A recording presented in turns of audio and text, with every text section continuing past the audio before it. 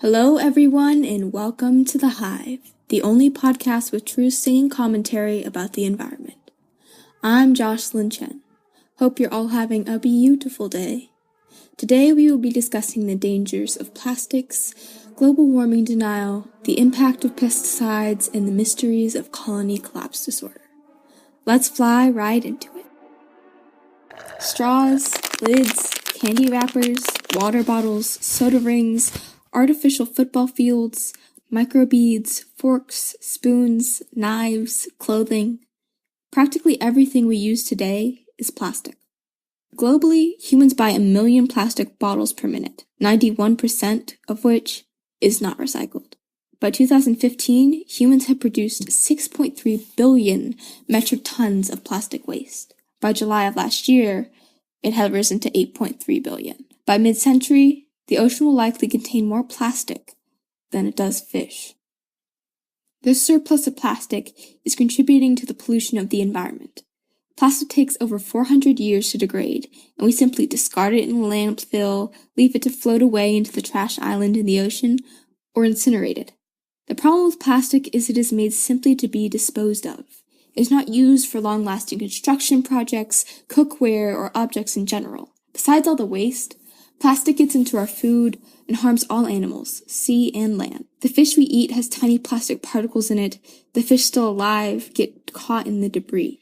It gets into our soil, harming our crops and being digested by foraging animals. Even the surfaces of tiny fragments of plastic may carry disease-causing organisms and act as a vector for diseases in the environment. According to the UN, when plastic particles break down, they gain new physical and chemical properties, increasing the risk that they will have a toxic effect on organisms. The larger the number of potentially affected species and ecological functions, the more likely that its toxic effects will occur. Additives such as BPA leach out of plastic particles. These additives are known for their hormonal effects and can disrupt the hormone system of vertebrates and invertebrates alike. In addition, nano-sized particles may cause inflammation, traverse cellular barriers, and even cross highly selective membranes such as the blood-brain barrier or the placenta. Within the cell, they can trigger changes in gene expression and biochemical reactions, among other things. In short, plastics are harmful to everyone. So how can we fix it? Firstly, we can strive to use less plastic by avoiding one-use plastics such as straws, microbeads, plastic bags, and the like. We can follow in the steps of the UK and propose a deposit return program to recycle plastic as to incentivize, or we can simply ban single-use plastics altogether. By weaning ourselves off this toxic, inefficient substance, we can prevent leading species to extinction, including our own. So Obama's talking about all of this with the global warming and that, and a lot of it's a hoax. Then in climate and energy policy. Australia has always believed that climate change is real. Can you say whether or not the president believes that human activity is contributing to the warming of the climate? With global warming, we know last year was one of the hottest on record. That's what we have with climate change as induced by human conduct. It's not an open question, it's a settled question. Human activity is causing climate change. To what degree? To a degree that it's a very serious problem in the next few decades. Global warming, also known as climate change. Everyone has heard of it, some have denied it. What we cannot deny is that the topic exists and is hot and debated by the scientific community versus the common community. To those listening now, let it be made clear that it is the belief of the hosts and sponsors of this podcast that climate change is real.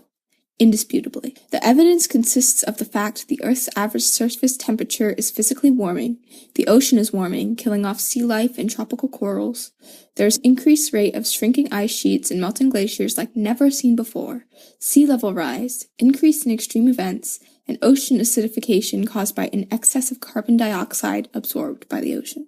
An excess of emissions caused from overproduction and consumption has tipped the world's natural balance of gases, propelling this climate change and global disaster. Specifically, global temperatures have increased about 1.8 degrees Fahrenheit, or 1 degree Celsius. What's the big deal about 1.8 degrees? 1.8 degrees means all the chaos and harmful effects of climate change are amplified to a far greater disaster than they were before. The farther we get from the natural variation in the Earth's temperatures, the more extreme and apocalyptic the weather gets. It amplifies the other effects, such as endangering many species such as the polar bear and Californians, yes, Californians, from melting ice caps. The more the ice caps melt, the greater the sea level. When water rises, people drown. It endangers coral reefs, which are vast underwater ecosystems and are necessary to the healthy environment within the ocean, and are dying due to the acidification of the ocean. It endangers crops and bees, a vital pollinator. 1 degree also just doesn't mean the whole world is 1 degree hotter. Quote, most of the temperature change may occur during a small fraction of the year, when it actually represents conditions that could be 5 or 10 degrees warmer than pre-industrial temperatures instead of just 1.5 or 2 degrees warmer, end quote, said Dave Schmimmel, who supervises JPL's Carbon Cycle and Ecosystems Group. It's the fact that we have to say this in the first place, to sustain a belief as if it isn't a scientific fact, is the problem. Climate denial is causing major issues for the health of the environment and ourselves. Climate denial means there's no climate agreements, which as of yet are looking like our only way to reverse the issue, limits research available towards climate change, and ultimately means the trend will continue, past the point to which our havoc is irreversible. The point of no return means that climate effects will be unavoidable and of extreme caliber. Global temperatures keep rising, out of our control. NASA states that, quote, an extra increase in temperature makes things much more dire. At 1.5 degrees Celsius, the study found that tropical coral reefs stand a chance of adapting and reversing a portion of their die-off in the last half of the century. But at 2 degrees Celsius, the chance of recovery vanishes. Tropical corals are virtually wiped out by the year 2100. With a 1.5 degrees Celsius rise in temperature, the Mediterranean area is forecast to have about 9% less fresh water available. At 2 degrees Celsius, that water deficit nearly doubles. So does the decrease in wheat and maize harvest in the tropics. On a global scale, production of wheat and soy is forecast to increase with a 1.5% degree Celsius temperature rise, partly because warming is favorable for farming in higher latitudes, and partly because the added carbon dioxide in the atmosphere, which is largely responsible for the temperature increase, is thought to have a fertilization effect. But at 2 degrees Celsius, that advantage plummets by 700% for soy and disappears entirely for wheat. End quote. The point of no return essentially means humans driving themselves to mass extinction and taking most of the planet along with them. So are we past the point of no return? No. But we've surpassed the milestone of 400 parts per million carbon dioxide level as of 2016. This means levels above this will be permanent. We will likely never be able to get back below these levels. If we keep going in the wrong direction, we'll have missed our window.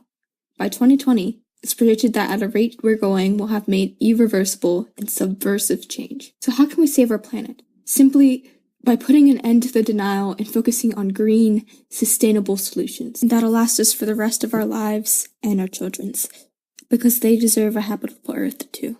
We'll be right back after this short break.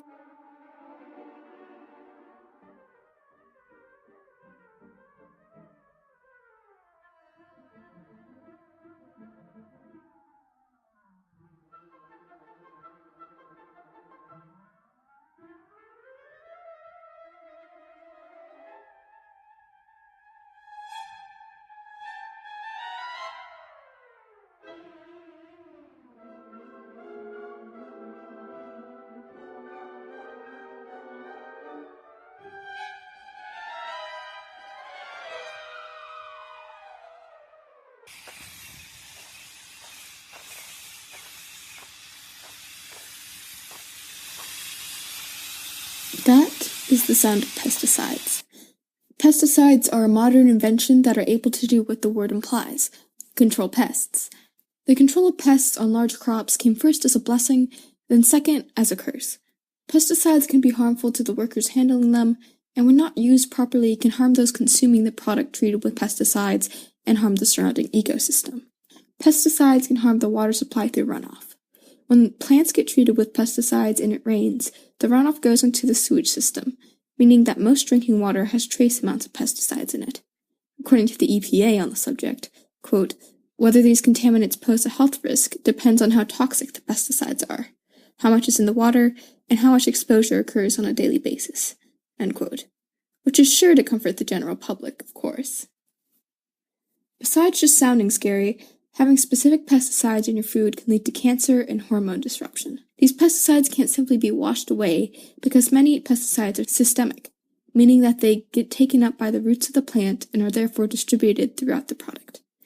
Even if the pesticide doesn't end up in your food and water, they end up in the air of the community that is producing the crop, putting families at risk. It's as if we are spraying a bunch of aerosol in a small room and locking them in it. Finally, not only are we endangering ourselves, but we are endangering the precious bee. Bees are essential pollinators to our ecosystem.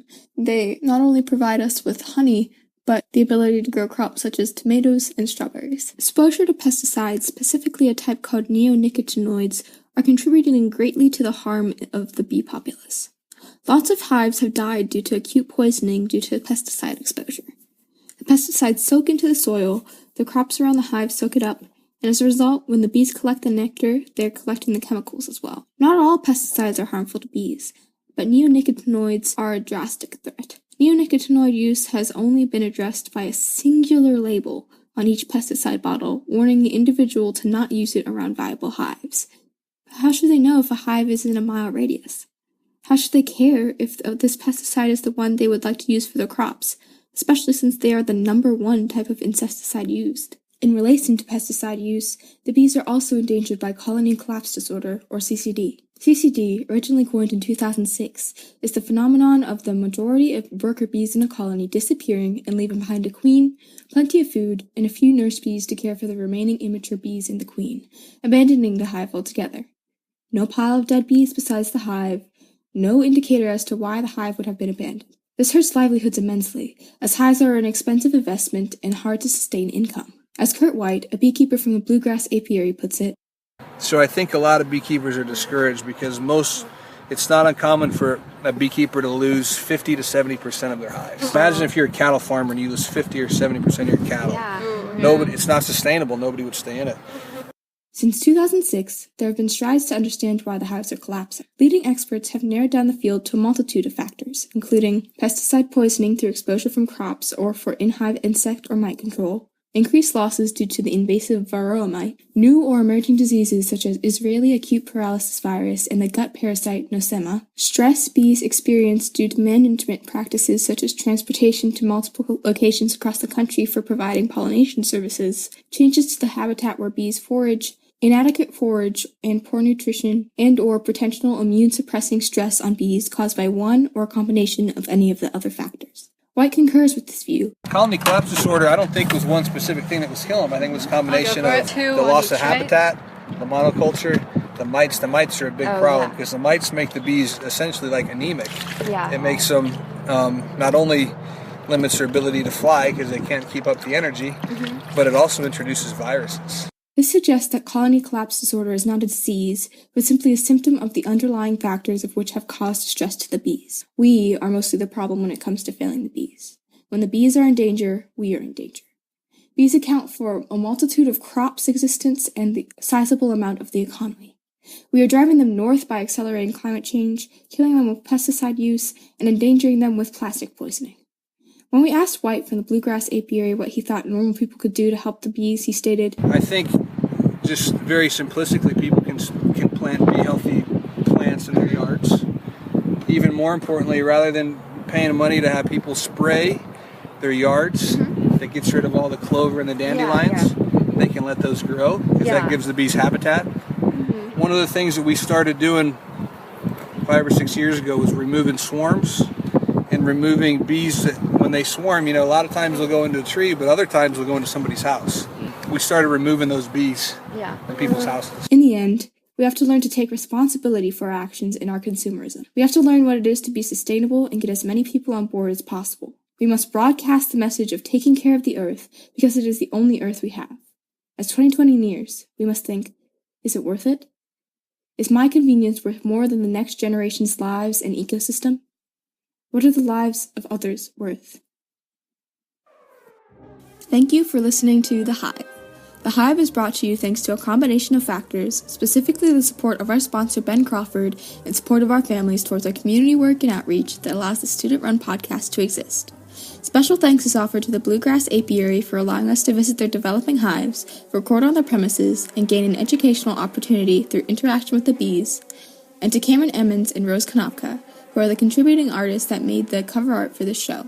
The Bluegrass Apiary can be found on Facebook and other social mediums as Bluegrass Apiary. That's BLEWEGRASSAPIARY.